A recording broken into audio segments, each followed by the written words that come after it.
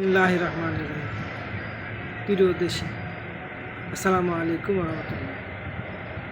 বিদেশের বাড়ি Next level, well done. Side by side, fridge.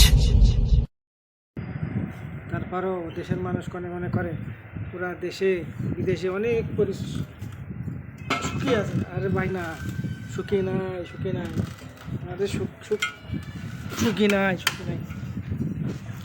নাই।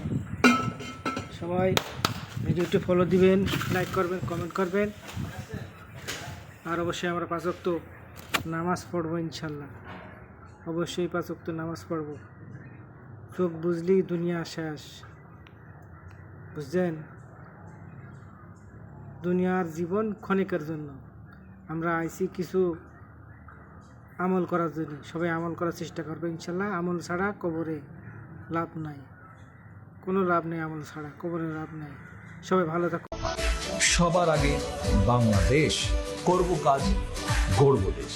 রাজনীতির মাঠ থেকে